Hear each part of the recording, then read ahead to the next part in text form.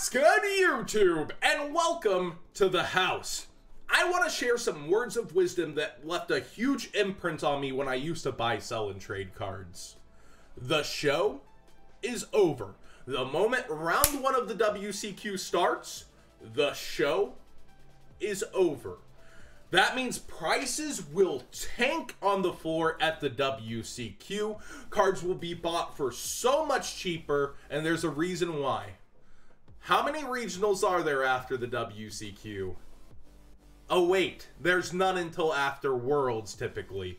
That also means that on the horizon, just a couple weeks after regionals start ramping up, the Megatons are here.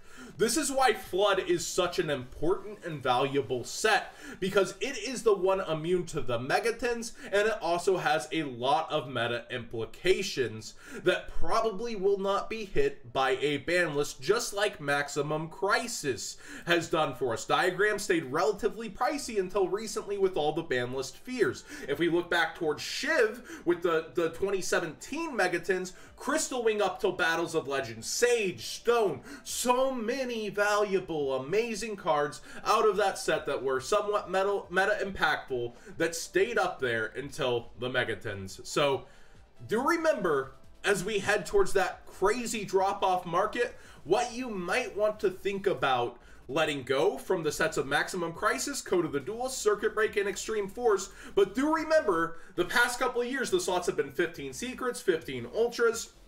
You might want to hold on to a few things as well. It's all speculation.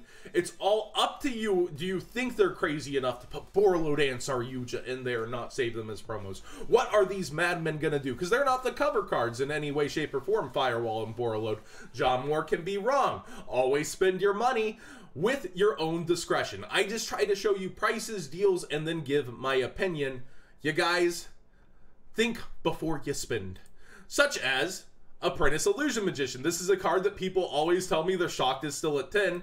We have it at $7.08 US dollars by Yu-Gi-Oh! Singles. You can always come up here. The daily deal is something I told you would be the only thing that changes in my content, but surprisingly the cheapest evenly matched on the market as well with my code down below. So if you're ordering FLOD cards right now, these are things to consider, but also remember, Circuit Break, what Circuit Break is also there, so do keep that in mind. Solemn Strike was a chase card in the 10s. We could see another Trap be a chase card in the 10s, but Apprentice Illusion on market around $10. This might be a nice little something to add into your cart at a cheap, nice $7.08, and then you get 5% off with code House of Champs. What's good, YouTube 5? That's what it stands for. But definitely, that's a pretty darn good deal. I actually don't know what the Cyber Dragon deck base is, but wow, that's a lot of cards. Well, if you're a Yugi Nono fan and you're trying to challenge him in person at an Oklahoma regional to the mirror match, that's pretty cheap for that many cards. All right, let's go ahead and look at FLOD and the craziness that has happened with Yu-Gi-Oh! Singles. I didn't even get to shout out the complete sets on Market Watch. If you came to Budget Beatdown yesterday and you got to see it, congrats, because they're madmen for this deal. And let me explain why and why it disappeared so quickly. With this code down below, 3 complete sets. 3. So that's 3 of every single card was $706. At $60 a box, for 12 boxes a case, it's $720 and you're not guaranteed what you want. This deal was absolutely nuts and sold out before I could even feature it. Similarly, Ghost Spell, if you remember, started around $31.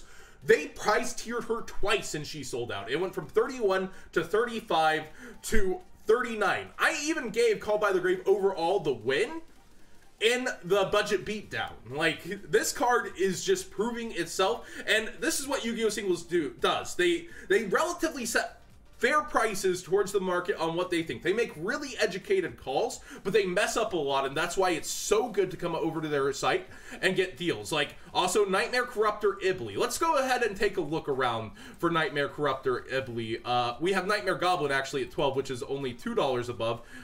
We got the Ghost Girl.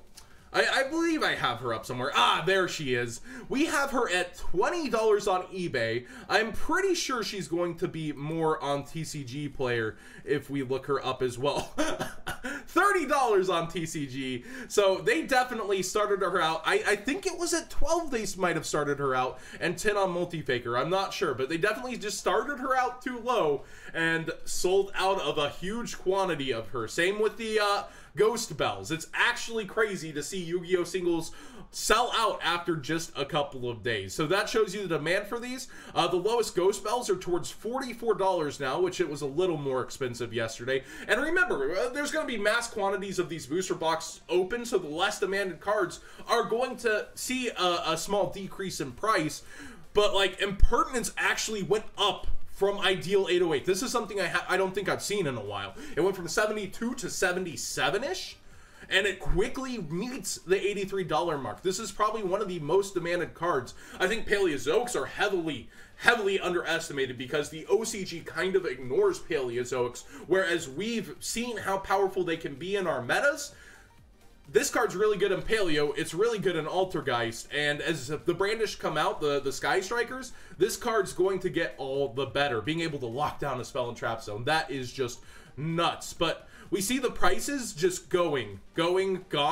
It's pretty crazy, and a lot of things are bumping up. But Nightmare Goblin is actually, they called it better than me. I thought this was going to be at least 15. It's already 12 on eBay. It's still 10 on their site. It's not sold out.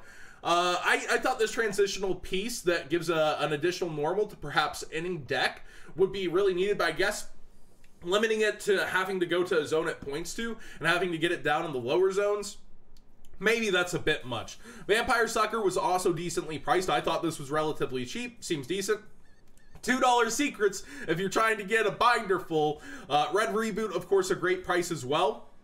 I was thinking about this versus Twin Twisters. It's just not as good a card as Twin Twisters overall, but it's still really amazing. So its price point's really good for what it is. We'll probably see it stay around there, kind of like a Baguska-like card, where a lot of people want to have it, right? So for a super rare, this is going to be one of the more demanded super rares. Multifaker's still really cheap versus the market, guys. We actually look at Multifaker over here, 17 lowest on eBay.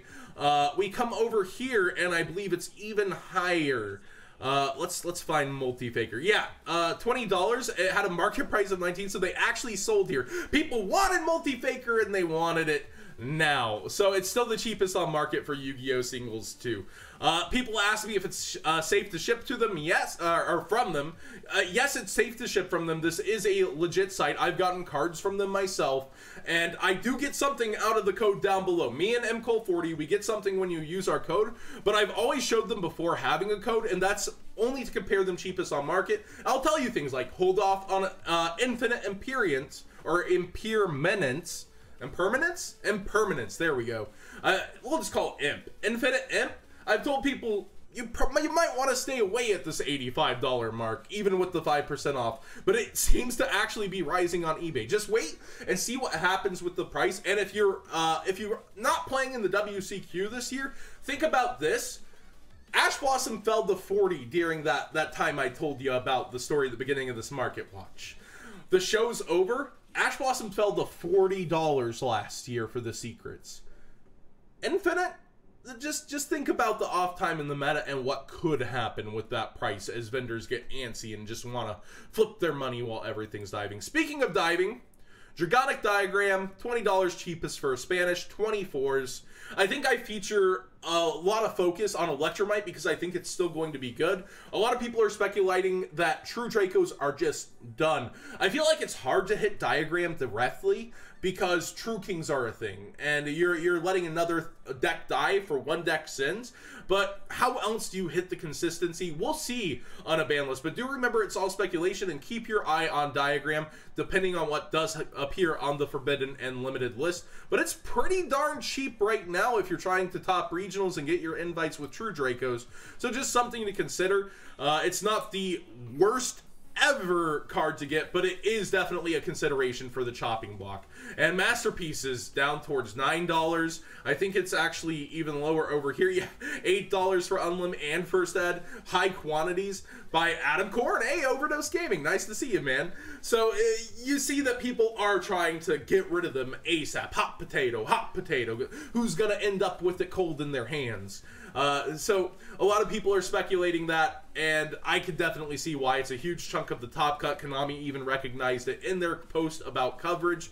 So we'll see as we head towards the WCQ season what updates will happen.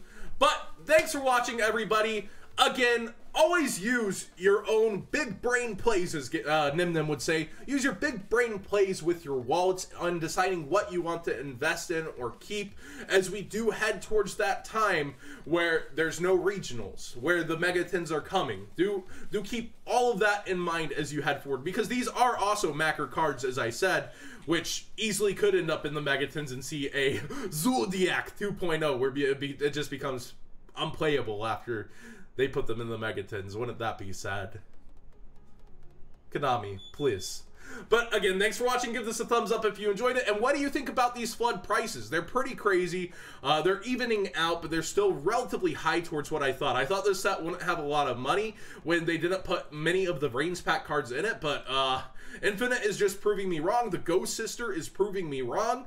And there's a lot of solid 20s right now flying around. So, or even a little bit more. It's pretty crazy. Do you think Multifaker is going to stay up towards its US price or start falling towards this 12? Let me know. I definitely do want to hear what you guys think and hear the discussion on FLOD's prices.